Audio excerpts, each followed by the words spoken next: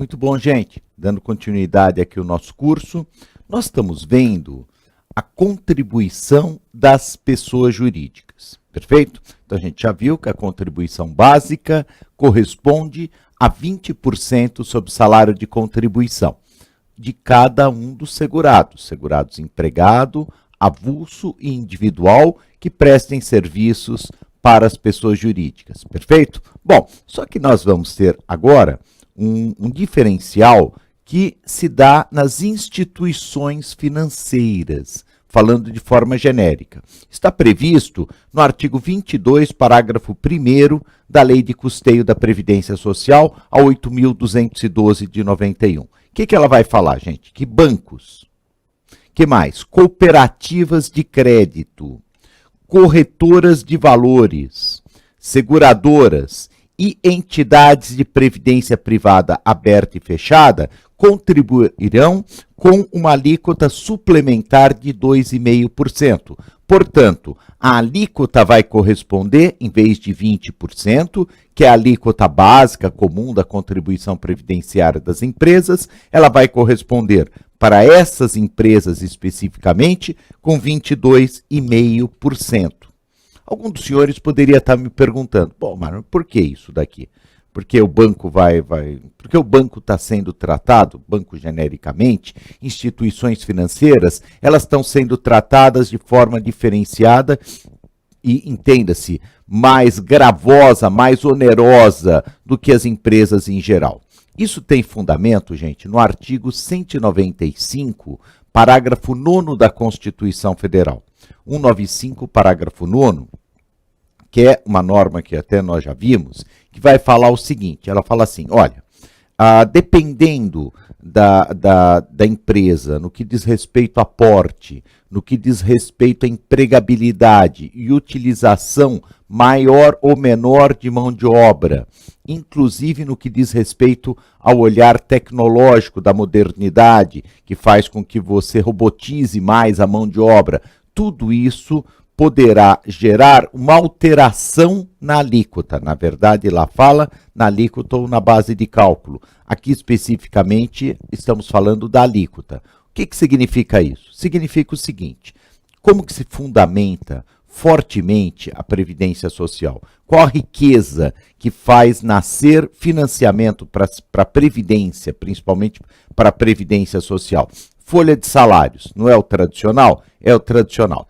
Então, claro, eu tenho que valorizar aquelas empresas, aquelas pessoas jurídicas que empregam mais. E tenho que tributar mais aquelas empresas, pessoas jurídicas que empregam menos. Claro, dentro de um comparativo com o seu faturamento.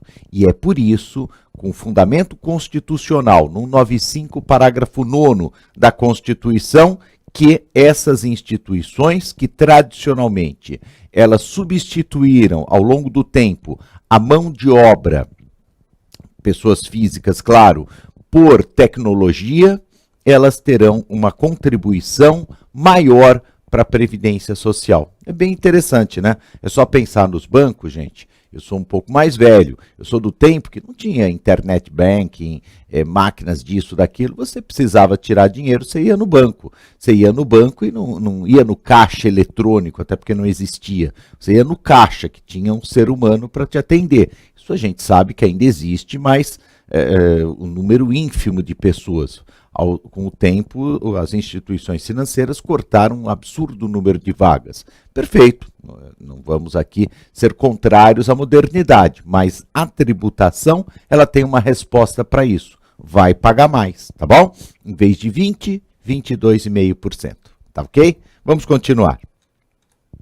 Depois nós temos também, ainda dentro das contribuições das empresas, das pessoas jurídicas, o SAT, Seguro de Acidentes do Trabalho, para financiar os benefícios acidentários. Recordando, quais são os benefícios acidentários, gente? Pensão por morte acidentária, auxílio doença acidentário, aposentadoria por invalidez acidentária e auxílio acidente decorrente de acidentes do trabalho. 4 benefícios que vão ser financiados pelo Seguro de Acidentes do Trabalho. Ele atualmente é também conhecido como GIL-RAT, que é isso? Uma sigla, claro, da mesma forma que SAT, que é grau de incidência de incapacidade laborativa decorrente dos riscos de acidentes do trabalho. Perfeito. SAT ou GILRAT, na verdade, são a mesma coisa, que são a sigla para essa contribuição suplementar, que está prevista, está regulamentada pelo artigo 22, inciso 2, da Lei 8.212 de 91. E o que corresponde o SAT, gente? O SAT é uma contribuição que varia de 1% ou 2% ou 3% sobre as verbas de natureza salarial dos segurados. Sempre que a gente fala verba de natureza salarial, por quê? Porque a Constituição Federal, nunca esqueça, ela só autoriza tributação sobre verba de natureza salarial ou remuneratória. Então pode ser salário, pode ser prolabore, pode ser a remuneração de um autônomo, mas nunca vai poder ser, já estudamos isso e vale a pena sempre recordar, verbas de natureza instrumental ou verbas de natureza indenizatória, porque isso não é tecnicamente salário, remuneração, tá certo? Então, 1%, 2% ou 3% sobre as verbas de natureza salarial dos segurados empregados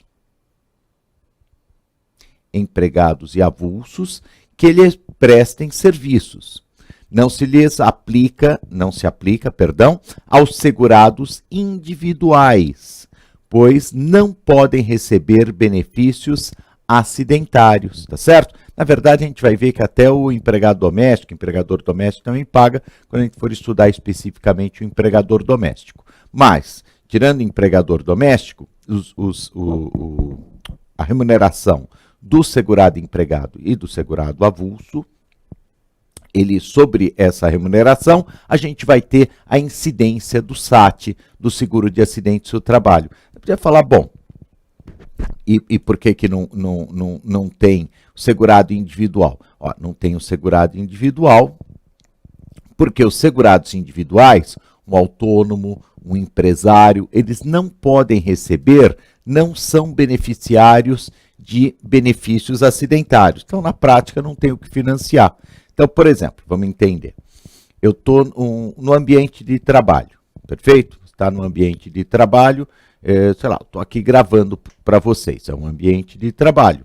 Eu sou autônomo aqui no curso. Se eu fosse empregado, vamos dizer que caiu o teto. Estou aqui gravando, caiu o teto. Caiu o teto, eu sou empregado, é acidente do trabalho.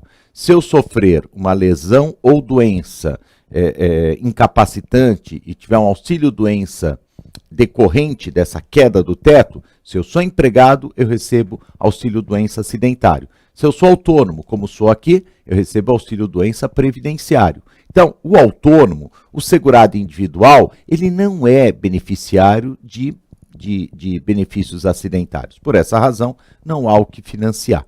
Então, é 1%, 2% ou 3% sobre o salário de contribuição dos segurados empregados e avulsos, claro, um portuário pode ser também, que lhe prestem serviços, tá? Alguém poderia falar, bom, mas quando que é 1%, quando que é 2%, quando que é 3%?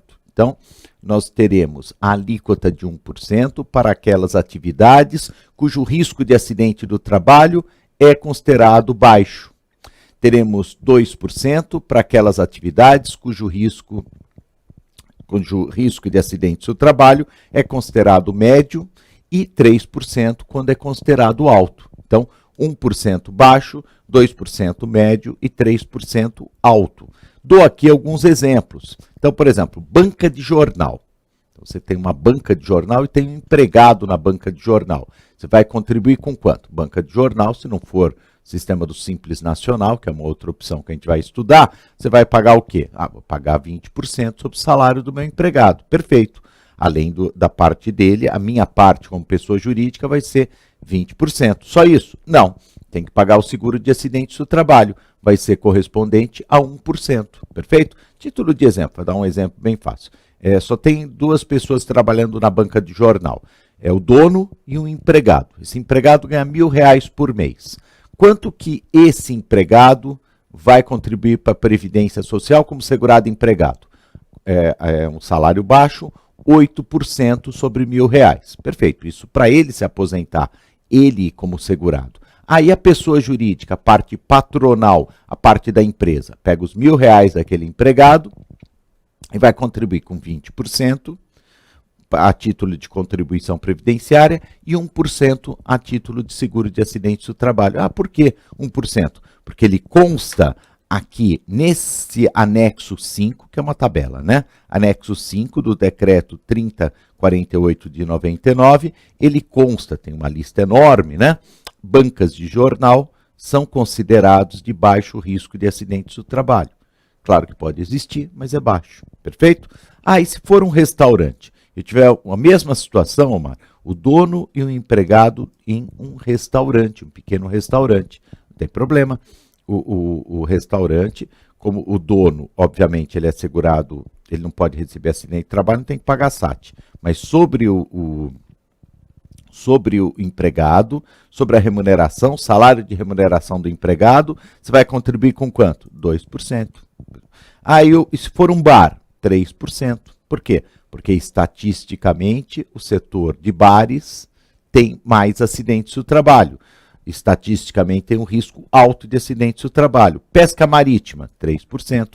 A indústria, se você pegar, existe a quase totalidade da indústria, 3%, porque tradicionalmente a indústria tem um nível de risco de acidente de trabalho muito maior. Então eu faço o quê? Um autoenquadramento. Isso aqui é o que a gente no tributário, não podemos esquecer nunca que a gente está tratando de tributário. Isso aqui é um lançamento por homologação. Eu, contribuinte, vou num ato declaratório, que é o antiga GFIP, né? Hoje já tem DCTF Web, o E-Social ainda, o E-Social que não deu muito certo, mas enfim, na verdade são programas nos quais você vai alocando, vai informando fatos geradores. Por exemplo, você vai informar assim, se é dono de um restaurante, tem 2 empregados. Olha, eu tenho o empregado José e a empregada Maria, os 2 ganham R$ 1.000 cada um. De SAT, eu vou pagar sobre a remuneração do José e sobre a remuneração da Maria, o quê? 2% sobre R$ 1.000. Perfeito? Então aqui a gente fecha essa ideia. Alguém poderia me perguntar, mas Omar, e se tiver, claro, está dando exemplos bem simples, mas se nós tivermos a seguinte situação, não é Maria e José com a mesma atividade. Você tem uma empresa que tem a secretária, você tem o chão de fábrica, administrativo. Como é que eu faço nesse sentido? Então, é pela maioria dos empregados daquela empresa. Então, a maioria dos empregados indicam a atividade preponderante, tá certo? Na qual eu vou classificar 1, 2 ou 3%. É dessa forma que funciona o SAT. E o FAP? O FAP é o fator acidentário de prevenção, que tem relação com o SAT, com o seguro de acidentes do trabalho. Por quê, gente? Porque assim, tudo bem, antigamente era 1%, 2%, 3%. Só que daí, os setores mais sérios da indústria, principalmente da indústria, construção civil, que também é 3%, começaram a questionar, fala assim, pera lá, poxa, tanto faz se eu sou uma empresa séria, que gasta em equipamento de proteção individual, em equipamento de proteção coletiva, trato com consideração, respeito à segurança do trabalho de cada um dos meus colaboradores, e a outra que não faz nada, que somos tratados da mesma forma. Então, foi inventado o FAP, Fator Acidentário de Prevenção, que prevê um acréscimo de até 100%, ou uma redução de até 50% da alíquota do seguro de acidentes do trabalho da empresa, dependendo do número de acidentes do trabalho estar, respectivamente, acima ou abaixo da média do setor. Então, a título de exemplo, se você tem uma construção civil, você é uma empresa séria e, consequentemente, estatisticamente, vai ter menos acidentes do trabalho. Perfeito. Então, você não vai pagar 3, vai pagar menos que 3. Numa situação extrema, ideal, você poderia pagar 50% a menos, ou seja, alíquota de 1,5%. Vamos dizer que você é a pior empresa do Brasil com relação à construção civil, a que mais tem acidentes. Em vez de 3% naquele mês, naquele período, você vai ter que recolher o correspondente a 6% acréscimo de 100%. Tá perfeito? Tranquilo? Muito bom, gente. A questão do FAP, a gente não encerra nesse bloco, a gente encerra no próximo encontro, tá bom? Forte abraço, até lá.